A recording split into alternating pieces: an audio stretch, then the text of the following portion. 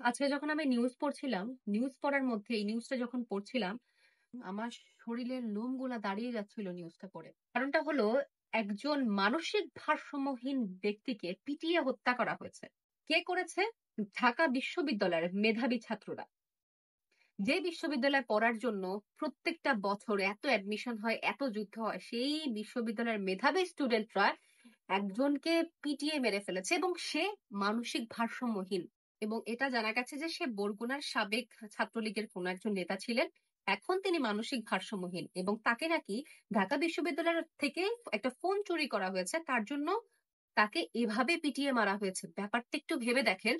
এবং সব থেকে খারাপ যে জিনিসটা লেগেছে সেটা হচ্ছে, এবং তাকে মেরে ফেলার আগে তাকে খাবার খেতে দেওয়া হয়েছে।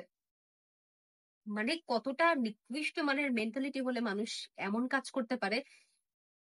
আবার তাকে জিজ্ঞাসাও করা হচ্ছে যে কি খাবার ভালো হয়েছে, খাবার ভালো হয়েছে। আমি নিজেও ঢাকা বিশ্ববিদ্যালয়ের একজন শিক্ষার্থী, আমি কখনোই ঢাকা বিশ্ববিদ্যালয়ের মতো একটা জায়গায় একজনকে এভাবে পিটিয়ে মারা হবে এটা কখনোই এক্সপেক্ট করি নাই। এই হত্যার তীব্র নিন্দা জানাচ্ছি। এই হত্যার পেছনে যারা জড়িত আছে তাদের জন্য সবারই শাস্তি হয় এবং ঢাকা বিশ্ববিদ্যালয় থেকে যেন বহিষ্কার করে দেওয়া হয়, আর কোনো বিশ্ববিদ্যালয় যেন তারা পড়াশোনা না করতে পারে সে ব্যবস্থাও যেন করা হয়।